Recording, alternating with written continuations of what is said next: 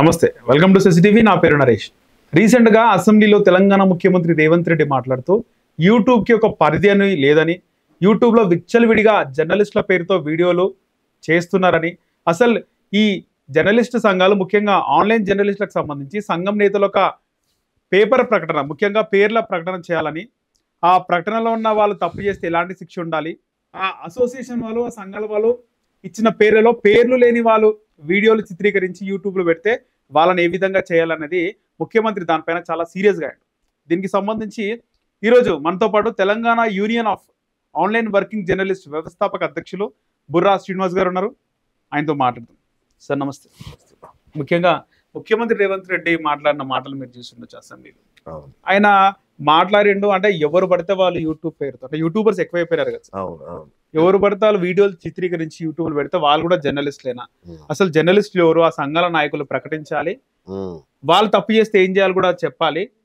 ఆ సంఘంలో పేర్లు లేని వాళ్ళు వీడియోలు చిత్రీకరిస్తే వాళ్ళ తాట తీస్తాం, బట్టలు ఇప్పి కొడతామని మాట్లాడడం జరిగింది. ఏం చెప్తారు దీనిపైన? చూసినప్పుడు మీకు ఏమనిపించింది? మీ కార్యాచరణ ఏంటి? ఓకే నరేష్, ఏం లేదు. యాక్చువల్గా సీఎం గారు ఇప్పుడే కాదు, గతంలో కూడా ఒకసారి యూట్యూబ్ ఛానల్ గొట్టంగాళ్ళు అనే ఒక మాట కూడా వాడారు. ట్యూబ్ గాళ్ళు అనే మాటలాగా వాడారు. సో ఆయనకి ఎందుకో యూట్యూబర్స్ అంటే పెద్ద అసహనం ఉంది, బాగా యూట్యూబర్స్ మీద అసహనం వెళ్ళగక్కుతున్నారు. ఇప్పుడు ఆయనను షూట్ చేసిన వాళ్ళు కూడా జర్నలిస్టులే.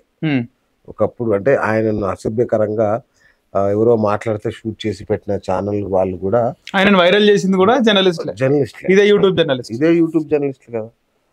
ఆయన మొత్తం యూట్యూబ్ ఇప్పుడు అంటే మాట్లాడకు చాలా విషయాలు ఉంటాయి. ఆయన అధికారంలో రాకముందు ఎంతమంది ఆయనకు సహకరించారు, ఎంతమంది యూట్యూబర్స్ ఆయనకు సహకరించారు మనకు తెలిసిందే. సో ఇది ఒక యుద్ధం, యూట్యూబ్ ఛానల్లో యుద్ధం లాగా పార్టీలు ఈ ఛానల్స్ను పంచుకోవడం, వాళ్ళ భావజాలాన్ని చెప్పడం అనేది మనం చూస్తూనే ఉన్నాం. ఇది ఇక్కడే కాదు, న్యూస్ పేపర్లు కూడా పార్టీల వారీగా చీలిపోయినాయి, పంచుకున్నారు. యూట్యూబ్ శాటిలైట్ ఛానళ్ళు పార్టీల వారీగా పంచుకొని ఒక్కొక్క శాటిలైట్ ఛానల్ ఒక్కొక్క ఛానల్కు ఒక్కొక్క రాజకీయ పార్టీకి కొమ్ము కాస్తున్న లేదంటే ప్రాతినిధ్యం వహిస్తున్న పరిస్థితి మనం చూస్తున్నాం, రైట్? సో ఇప్పుడు ఎవరు జర్నలిస్టులు అనే ప్రశ్న రాకూడదు, ఎందుకంటే ఒక్కొక్క పార్టీల వారిగా విడిపోయారు మరి అందరూ. అంటే గొంగట్లో వెంట్రుకలు ఏరడం లాంటి పరిస్థితి ఇది. అంటే ఉన్న వాస్తవిక పరిస్థితి దృష్టి చెప్తున్నారు. ఇక రేవంత్ రెడ్డి గారు మొన్న అసెంబ్లీలో మాట్లాడిన దాని విషయానికి వస్తే ఆయనకు అంత బాధ ఎందుకు కలిగింది అనేది ఒకసారి వెనక్కి తిరిగి చూసుకుంటే కూడా, ఎవరైతే ఆ పల్స్ అనే ఛానల్ నుంచి ఇద్దరు లేడీ జర్నలిస్టులు ఆ వీడియోలు రికార్డ్ చేశారో వాటికి సంబంధించిన ఆయనకు అభ్యంతరం. సో రేవతి గారు సీనియర్ జర్నలిస్ట్, ఒకప్పుడు మోజు అనే ఛానల్కు CEO ఉంది.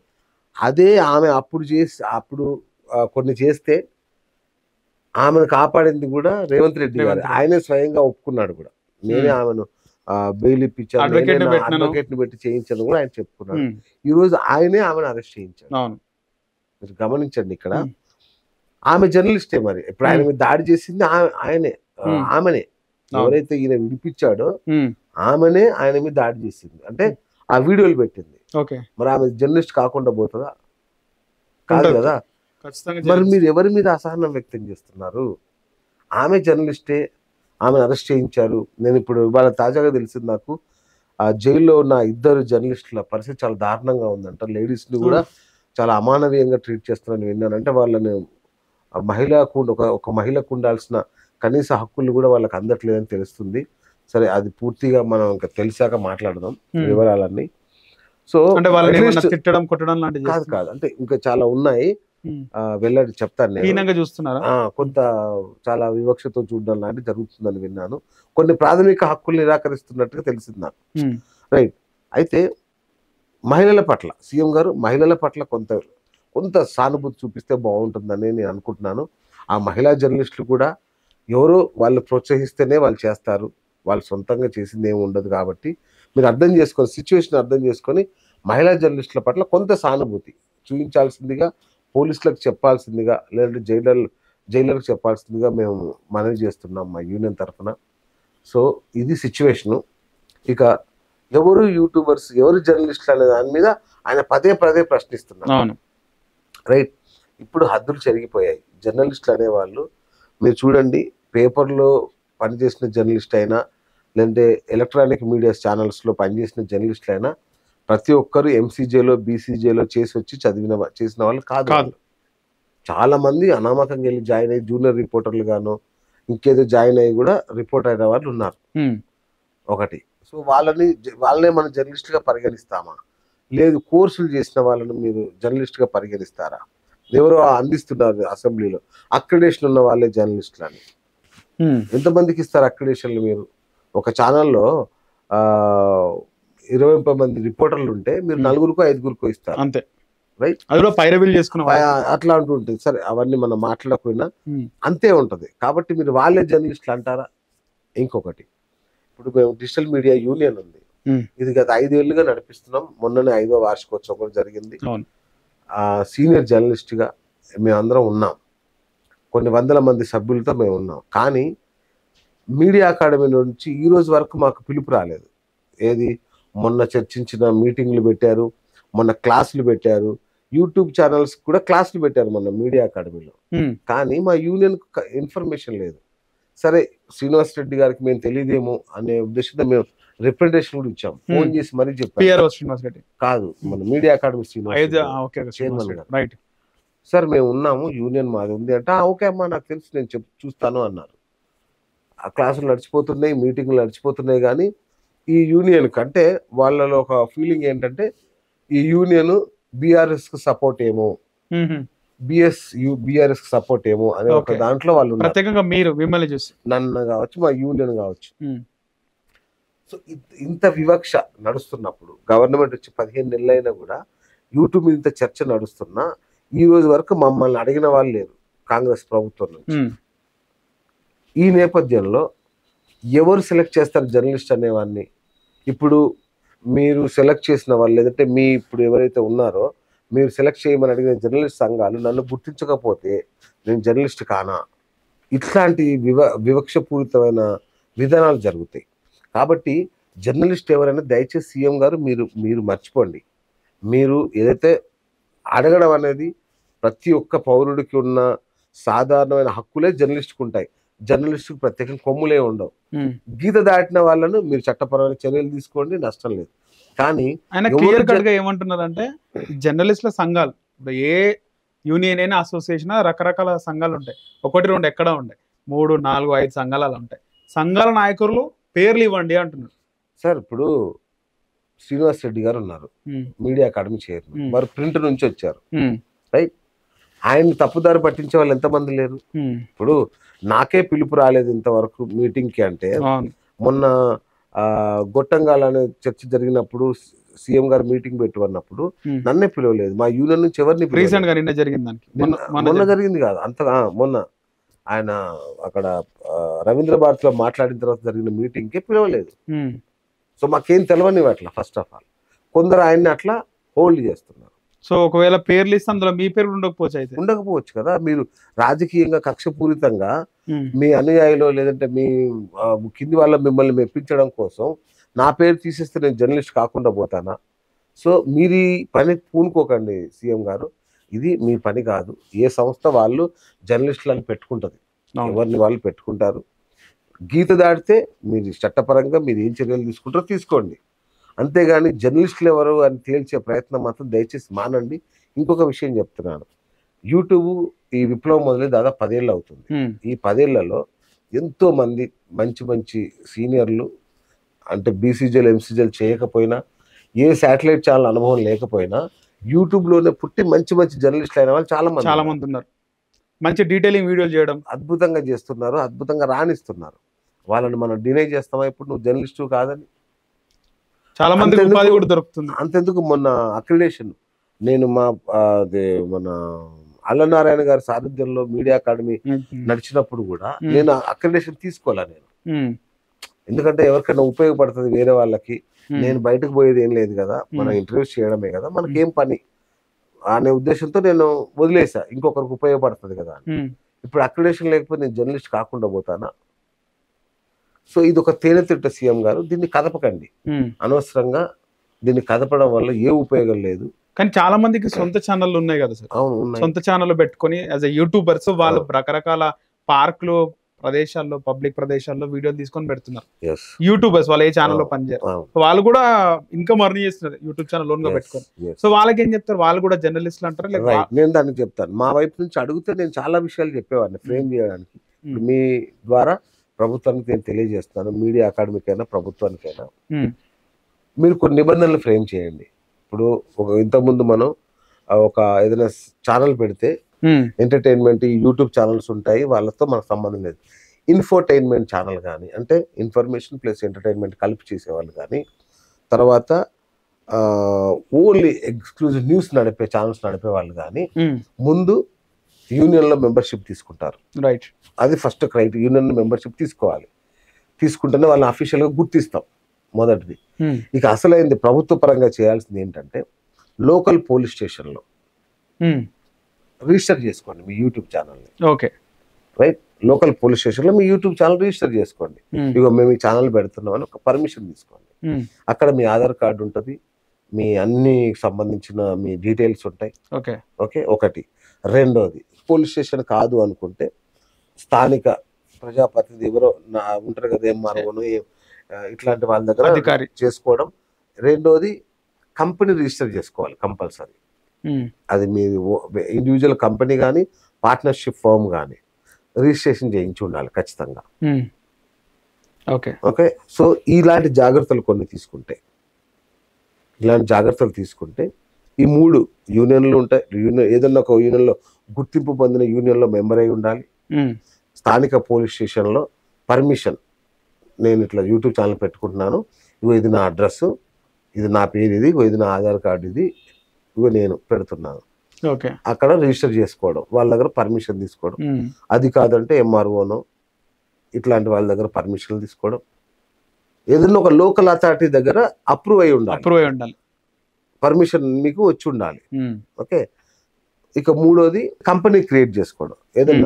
ఏదో కంపెనీ క్రియేట్ చేయడం పెద్ద విషయం కాదు, 5-6 వేలతో ఒక సీఏని కలిస్తే కంపెనీ క్రియేట్ చేసి ఇస్తాడు. ఓకే, సో అట్లా కంపెనీ బేస్ మీద ఉన్న ఛానళ్లకు మాత్రమే అనుమతించాలి. ఓకే, సో ఇంకా వేరే క్రైటీరియాలు ఏం అక్కర్లా. ఎప్పుడైతే ప్రభుత్వం దగ్గర ఆ ఛానల్ నడిపే వ్యక్తి యొక్క డీటెయిల్స్ ఉంటాయో ఇంకా నీకు భయం ఏముంది? ఓకే, ఆ విధంగా చేయమంటారు. ఆ విధంగా చేస్తే ఈ బెడదంతా పోతుంది మీకు. ఎందుకంటే భయం ఉంటుంది. న్యూస్ జర్నలిస్ట్ అనే వాడినే పెట్టుకుంటారు. వాళ్ళు కూడా ఏదైనా ఛానల్ నడిపే వాళ్ళు కూడా జర్నలిస్ట్నే పెట్టుకుంటారు. మీకు అంతగా ఇబ్బంది అనిపిస్తే, వీడు జర్నలిస్టో కాదు అని డౌట్ ఉంటే మీరు ఒక క్రైటీరియా పెట్టండి. ఎట్లా, ఒక 3 సంవత్సరాలు ఏదైనా శాటిలైట్ ఛానల్లో కానీ పేపర్లో కానీ పనిచేసి ఉండాలి. అలాంటి వ్యక్తి ఒకరు కంపల్సరీ నీ యూట్యూబ్ ఛానల్లో ఉండాలి. నువ్వు యూట్యూబ్ న్యూస్ ఛానల్ పెట్టాలి అనుకుంటే ఒక 3 ఏళ్ళు కనీసం ఏదైనా ఒక శాటిలైట్ కానీ ప్రింట్ లో కానీ పనిచేసిన టాప్ డిజిటల్ మీడియా లాంటిది ఏంటి యూట్యూబ్ ఛానల్. అదే దానికే ఏదన్నా నువ్వు యూట్యూబ్ ఛానల్ పేరు పొందినప్పుడు నువ్వు బ్రహ్మాండంగా ఒక మామూలు యూట్యూబ్ ఛానల్ అయినా సరే, ఒక పేరు పొందిన యూట్యూబ్ ఛానల్ అయినా సరే, నీ ప్రధాన అర్హత ఏంటి? నీ ఛానల్లో సిఇఓ పొజిషన్లో కానీ చీఫ్ ఎడిటర్ పొజిషన్లో కానీ ఒక జర్నలిస్ట్ ఉండాలి. ఇక మిగతా ఎవరన్నా ఉంచుకొని, బాధ్యుడు సిఇఓ అవుతాడు, పాలసీ మేకర్ సిఇఓ అవుతాడు కాబట్టి అతనికి బాధ్యత ఉంటుంది. సో అట్లా నిబంధనలు ఫ్రేమ్ చేసుకోండి తప్ప మీరు వేటాడినట్టుగా ఎవరో తేల్చండి అంటే అది ఎప్పటికీ అయ్యే పని కాదు. ఇట్లా మధ్యలో ఉండే వాళ్ళు కొందరు ప్రభుత్వాన్ని పక్కదారి పట్టించే అవకాశం ఉంటుంది, సీఎం గారిని పక్కదారి పట్టించే అవకాశం ఉంటుంది, మీడియా అకాడమీని కూడా పక్కదారి పట్టించే అవకాశం ఉంటుంది. ఇది చాలా ప్రమాదకరమైన ధోరణి. సీఎం గారు ఎవరికో కొందరికి ఇచ్చి మీరు గుర్తించండి అనడం మాత్రం మంచి పద్ధతి కాదు. ఓకే, ఇప్పుడు సీఎం గారి పేరు మీద కూడా ఒక ఛానల్ ఉంది, ఆయన పేరు పైన రేవంత్ రెడ్డి ఆయన వీడియోస్ వస్తూ ఉంటాయి. పార్టీకి ఉండే ఛానల్స్, ఆయన ఆర్మీ పేరుతో, ఆయన అభిమాన సంఘాల పేరుతో ఉన్నాయి. అదే అంటున్నా, ఇప్పుడు బాస్ మనం యూట్యూబర్స్, ఒక మామూలు యూట్యూబర్స్ మనం అందరం, మనకు తెలిసిన విషయాలు వేరు. ఆయన మాట్లాడుతున్న పరిధి ఏంటంటే, ఆయన ఏమనుకుంటున్నాడంటే, ఇప్పుడు ఎవరైతే అరెస్ట్ చేసిన లేడీ జర్నలిస్టులని ప్రతిపక్షం వాళ్ళే ప్రోత్సహిస్తున్నారేమో అని ఆయన అనుకుంటున్నాడు. ఓకే, లైక్ అంటే వాళ్ళ దృష్టిలో కేటీఆర్ గారు లేదంటే ఇంకెవరో ప్రొవోక్ చేసి వీళ్ళతో ఇలా చేపిస్తున్నారు అనేది ఆయన ఆలోచన. Okay, right. ఇది ఎప్పటికీ మారుతూనే ఉంటుంది. రేపు ఈయన ప్రతిపక్షంలో వచ్చినప్పుడు కూడా రేపు ఇట్లాంటి ఛానల్స్ వస్తాయి, ఈయన తరఫున కొట్లాడే ఛానల్స్ వస్తాయి. ఇది ఎప్పుడు నడిచేది.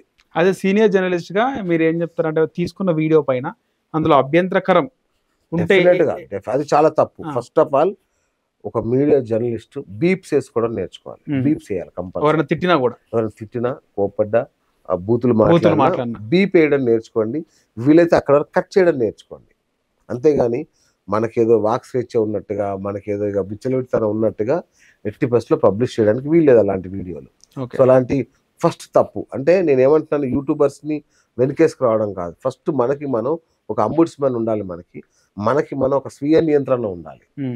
ఏదైనా తప్పు ఇప్పుడు ఎదుటివాడి ముక్కు వరకే మన స్వేచ్ఛ అంటారు కదా, అట్లా ఎట్టి పరిస్థితుల్లో తప్పు చేయకండి. తప్పు చేస్తే మీరు ఏ స్థాయిలో ఉన్నా శిక్ష అనుభవించక తప్పదు. కాబట్టి స్వీయ నియంత్రణ పాటించండి. మనకేదన్నా ఇట్లాంటి చట్టపరమైన లేదా న్యాయపరమైన చిక్కులు ఎదురైనప్పుడు మనందరం ఒక్కటిగా పోరాడాలి. కానీ ఇట్లా అమ్మను అక్కను తిట్టించే అది పద్ధతి కాదు. దానివల్ల అనవసరంగా మీ జీవితాలు నాశనం అవుతాయి. ఎవరి కోసం చేసినా సరే మీరే శిక్ష అనుభవించాల్సి వస్తుంది. ఓకే. సో గతంలో కూడా చాలా వరకు కేసీఆర్ని తిట్టడం, ఆయన ముఖ్యమంత్రిగా ఉన్నప్పుడు, ఇప్పుడు రేవంత్ రెడ్డి తిట్టడం, మీరు అన్నట్టు ప్రతి పార్టీకి ఒక మీడియా ఉంది. సో ఈ విధంగా మొన్న కేటీఆర్ కూడా అనడం జరిగింది సార్. ఏమనంటే రేవంత్ రెడ్డి ఇంత బూతులు తిడుతున్నారు, ఆయన కాబట్టి తట్టుకున్నాడు, వేరేడైతే బకెట్ నీళ్ళు పోసుకొని దుంకుతుండే. సో అంటే ఇక్కడ పబ్లిక్ తిట్టేది కూడా నాయకులు ఎంజాయ్ చేస్తున్నారు అంటారా సార్? అంటే రేవంత్ రెడ్డిని తిట్టేది కూడా కేటీఆర్ ఎంజాయ్ చేసిన సందర్భాలు ఉన్నాయంటారా? అంటే ఇది చాలా మనం చర్చించకూడని సబ్జెక్ట్ ఇది యాక్చువల్గా. ఎందుకంటే మనం మొదటి నుంచి చూస్తున్నాం. మనం రాజకీయాల తిట్ల పురాణం, బూతు పురాణం అనేది ఇప్పుడే కాదు. అంత పెద్ద ఎన్టీఆర్ గారిని కూడా ఊర పంది, కుక్క, పంది అనేవాళ్ళు అప్పట్లో ప్రతిపక్షంలో ఉన్నవాళ్ళు. ఇది ఎప్పుడు ఇది అప్పుడు మీడియా కొంత నియంత్రణ ఉండేది కాబట్టి వాళ్ళు అని పెట్టి 2 చుక్కలు పెట్టడము, లేదంటే ఇట్లా అన్నాడు, రాయలేని భాషలో తిట్టారని అప్పుడు ప్రింట్ రాసేవి. ఎలక్ట్రానిక్ మీడియా కట్ చేసి పడేసేవాళ్ళు, వేయకుండా సంయమనం పాటించేవాళ్ళు. యూట్యూబ్ ఏంటంటే ఒక ఫ్రీ ప్లాట్ఫామ్ అయిపోయింది, ఎవరు పడితే వాళ్ళు చేస్తున్నారు. కాబట్టి ఖచ్చితంగా మాకు శ్రీనివాస్ రెడ్డి గారు ఎవరో మమ్మల్ని కనుక మాట్లాడితే మా దగ్గర 100 యూట్యూబ్ ఛానల్స్ రిజిస్టర్ అయి ఉన్నాయి. క్లాసులు పెడదాం, మీరు చెప్పండి, వాళ్ళకి ఎప్పటికప్పుడు రిఫ్రెషింగ్ క్లాసెస్ పెడదాం, శిక్షణ ఇద్దాం ఎట్లా చేయాలనే దాని మీద. మా యూనియన్లోనూ లేదంటే ఏదైనా లోకల్ అథారిటీస్ దగ్గర రిజిస్టర్ కానీ ఛానళ్ళ మీద చర్య తీసుకుందాం. ఇప్పుడు నువ్వు న్యూస్ ఇవ్వాలనుకున్నప్పుడు ఖచ్చితంగా నువ్వు నోన్ పర్సన్ అయి ఉండాలి. అట్లా నిబంధన పెట్టుకుంటే ఈ సమస్య పరిష్కారం అవుతుంది. అంతే తప్ప ఎవరో చేసిన తప్పుకి ఆయన ఏదో ఒక ఆలోచనతో ఇదేదో ప్రతిపక్షాల కుట్రలాగా చూస్తూ కూడా ఆయనకు తెలుసు. అది విషయం ఏంటంటే ఆయనకు తెలిసి కూడా యూట్యూబ్ మీద అంతగానం విరుచుకుపడాల్సిన అవసరం లేదనేది నా అభిప్రాయం. ఓకే. ఫైనల్ గా మరి మీరు ఎప్పుడు ఒక రౌండ్ టేబుల్ సమావేశం లాంటిది మీరు అయితే ఒకటి నేను ఇప్పటివరకు ఎందుకు దీన్ని పెట్టలేదు అంటే, సీఎం గారు ఏమన్నారు, మీరు తేల్చండి అన్నాడు. సో ఆయన యూట్యూబర్స్ కానీ ఏమని ఒక మాట అనలేదు ఇంతవరకు. ఎవడైతే జర్నలిస్ట్ కాడో వారి సంగతి తెలుస్తాను. తప్పు చేస్తే జర్నలిస్ట్ అయినా మీరు శిక్షించాల్సిందే సీఎం గారు. తప్పు చేస్తే దానికి ఎవరు అతిథులు కాదు, రైట్? సో ఆ మాత్రం దానికి తేల్చాల్సిన అవసరం లేదంటాను నేను. అతి త్వరలో మేము కూడా దీని మీద మాట్లాడతాం. ప్రెస్ అకాడమీ, మీడియా అకాడమీతో మాట్లాడి ఖచ్చితంగా అతి త్వరలోనే రౌండ్ టేబుల్ సమావేశం ఏర్పాటు చేస్తాం. ముఖ్యంగా యూట్యూబ్ జర్నలిస్ట్లకి బయట ఎక్కడ వెళ్ళినా కూడా, అంటే ఒక 2019 కోవిడ్ కి ముందు ఇప్పుడు మెయిన్ స్ట్రీమ్ కూడా యూట్యూబ్ మీద డిపెండ్ అయింది. ఆ రేంజ్కి వచ్చిన యూట్యూబ్ లో వాళ్ళు కూడా రకరకాల థంబ్నెయిల్స్ పెట్టి వ్యూవర్షిప్ కోసం. కానీ యూట్యూబ్ జర్నలిస్ట్ అంటే ఇప్పటికి కూడా కొంచెం చిన్న చూపు అనేది ఏదో ఒక దగ్గర ఉంటది. వెళ్ళినప్పుడు మీరు ఏ ఛానల్ అన్నప్పుడు ఛానల్ పేరు గుర్తుపట్టకపోయినా కూడా ఇదే ఛానల్ కొత్తగా పెట్టరా ఇలాంటి మాటలు వస్తాయి. కానీ మీరు యూనియన్ కి ఒక పెద్ద దిక్కుగా ఉన్నారు కాబట్టి ఈ యూట్యూబ్ జర్నలిస్ట్లకు సంబంధించి ఏదైనా ఐడి కార్డ్ లాంటి ఇచ్చే అవకాశం ఉంటుందా? డెఫినెట్ గా ఛానల్ నుంచి కాకుండా మీ సంఘం నుంచి. డెఫినెట్ గా మేము ఇస్తున్నాం. ఆల్రెడీ గత 5 ఏళ్లుగా మేము ఇస్తున్నాం. ఐడి కార్డ్స్ ఇస్తున్నారు. మా యూనియన్ సభ్యులు చక్కగా దాన్ని వాడుకుంటున్నారు. ఎక్కడ పోయినా కూడా దానికి ఆ గుర్తింపు ఉంది. సో మన మెయిన్ అల్లనారాయణ గారి అసోసియేషన్ కి మేము అనుబంధంగా చేస్తున్నాం. ప్రభుత్వం నుంచి నార్మల్ గా మీరు మీ సింబల్ కాకుండా, మీ యూనియన్ గుర్తు కాకుండా ఒకవైపు మీ గుర్తు, ఒకవైపు ప్రభుత్వ సింబల్. అందుకే ప్రభుత్వ సింబల్ తో అంటే నేను అదే చెప్పాను ఇంతకుముందు, కొన్ని సూచనలు చెప్పాను కదా. లోకల్ అథారిటీస్ దగ్గర రిజిస్టర్ అయి ఉండాలి, ఒక కంపెనీ పెట్టుకొని ఉండాలి, ఒక సీనియర్ జర్నలిస్ట్ లేదంటే ఒక 3 years అట్లీస్ట్ అనుభవం ఉన్న జర్నలిస్ట్ కానీ, బీసీజే ఎంసీజే చదివిన వాళ్ళు కానీ ఈ యూట్యూబ్ ఛానల్స్ లేదా న్యూస్ ఛానల్స్ పెట్టుకోవడానికి అర్హులు అన్నట్టుగా కొన్ని రూల్స్ ఫ్రేమ్ చేస్తే ఫస్ట్ సగం 90% ఈ సమస్య పోతుంది, రైట్. రెండోది, యూట్యూబ్ ఛానల్స్లో పొలిటికల్ పార్టీ ద్వారా చేసే వాళ్ళు ఎవరు అనేది చూసుకోవాలి, అది వేరే ఉంటుంది, అదొకటి మీరు కన్సిడర్ చేసుకోవాలి. ఇక మూడోది నేను ఏమంటానంటే, యూట్యూబ్ ఛానల్స్ విషయంలో వివక్ష అని మీరు అన్నారు కదా, చిన్న చూపు అని మీరు అన్నారు కదా, దానికి సంబంధించి కూడా మనం అప్డేట్ అయ్యాం కానీ వ్యవస్థలు అప్డేట్ కాలేదు. ఇప్పుడు మీకు సమస్య ఏంటి, ఏదైనా యూట్యూబ్ ఛానల్స్ వాళ్ళని ప్రెస్ మీట్కి పిలవాలంటే 100 మంది వస్తారు లేదా 200 మంది వస్తారు. వాళ్ళకి టీ కాఫీ ఇచ్చినా కూడా వాళ్ళు ప్రాబ్లంలో పడిపోతారు. సో అది ఇప్పుడున్న సమస్య. అంటే టీవీ ఛానల్స్, మన సినిమా ఇండస్ట్రీలో అయినా పొలిటీషియన్లో భయపడుతున్నారు. యూట్యూబ్ ఛానల్ చూస్తే బాబోయ్ వీళ్ళందరికీ డబ్బులు పంచాలా, లేదంటే వీళ్ళకి గిఫ్ట్లు ఇవ్వాలా, వీళ్ళకి ఛాయ్ కాఫీలు చూసుకోవాలన్నా ఇబ్బందే, చాలా ఇబ్బంది ఉంటుంది. ఈ ఇబ్బంది నుంచి బయటపడడానికి కొన్ని మార్గాలు ఏంటంటే, ఫస్ట్ యూట్యూబర్స్ ప్రెస్ మీట్ పెట్టండి, డిజిటల్ మీడియా ప్రెస్ మీట్లు పెట్టడం ప్రాక్టీస్ చేయండి. అంటే ఇంతకుముందు ప్రింట్ మీడియా ప్రెస్ మీట్లు, ఎలక్ట్రానిక్ మీడియా ప్రెస్ మీట్లు పెట్టేవాళ్ళు కదా, అట్లా డిజిటల్ మీడియా ప్రెస్ మీట్లు కూడా పెట్టండి. ఓకే, దానికి ప్రిపేర్ అయి ఉంటారు మీరు. సో విస్తృతమైన మీకు 100 యూట్యూబ్ ఛానల్స్ వస్తే 100 ఛానల్ ప్రచారం మీకు. సో యూట్యూబర్స్ ని మిగతా మెయిన్ స్ట్రీమ్ వాళ్ళతో కలపకండి, రైట్. కలపకుండా మీరు కనుక ప్లాన్ చేస్తే సపరేట్ గా ఒకటి. రెండో క్రైటీరియా ఏంటంటే 1 మిలియన్ సబ్స్క్రైబర్స్ ఉన్న వాళ్ళని పిలుస్తారా, 500K సబ్స్క్రైబర్స్ ఉన్న వాళ్ళని పిలుస్తారా, ఇట్లాంటి ఒక క్రైటీరియా పెట్టుకోండి. మేము 1 మిలియన్ ప్లస్ సబ్స్క్రైబర్స్ ఛానల్ పిలుస్తాం, వాళ్ళని పిలుచుకొని ఒక డిజిటల్ మీడియా ప్రెస్ కాన్ఫరెన్స్ పెట్టండి. అది పొలిటీషియన్స్ అయినా సినిమా వాళ్ళైనా. అట్లా అప్పుడు ఏమవుద్దంటే మీరు వాళ్ళకి గౌరవం ఇచ్చినట్టు అవుతుంది, మీకు పబ్లిసిటీ వస్తుంది, యూట్యూబ్ కూడా సరైన ప్రాతినిధ్యం వస్తుంది. అప్పుడు ఆ గౌరవ మర్యాదలన్నీ ప్రాపర్గా ఉంటాయి. లేదంటే 1 సబ్స్క్రైబర్ ఆయన కూడా అప్పటిదప్పుడు ఫోన్లో క్రియేట్ చేసి కూడా నా ఛానల్ అంటే నడవదు కదా. సో దానికి కొన్ని క్రైటీరియాలు ఫ్రేమ్ చేసి పెట్టాము మేము. కానీ దురదృష్టవశాత్తు మన ఇప్పుడు కొత్త ప్రభుత్వం నుంచి వచ్చిన మీడియా అకాడమీ నుంచి ఎలాంటి ప్రతిస్పందన లేదు. వాళ్ళంటే మమ్మల్ని ఇంకా కూడా గుర్తించట్లే. అంటే మేము ఏదో బీఆర్ఎస్ అనో లేదంటే బీఆర్ఎస్ అనుకుంటున్నారు. కాదు, అందరి వాళ్ళం, మనం జర్నలిస్టుల కోసం చేస్తున్నాం మేము. సో కాబట్టి అది గుర్తిస్తారని ఆశిస్తున్నాం ఇప్పటికైనా. ఓకే సార్, రైట్ సార్, ధన్యవాదాలు. Thank you.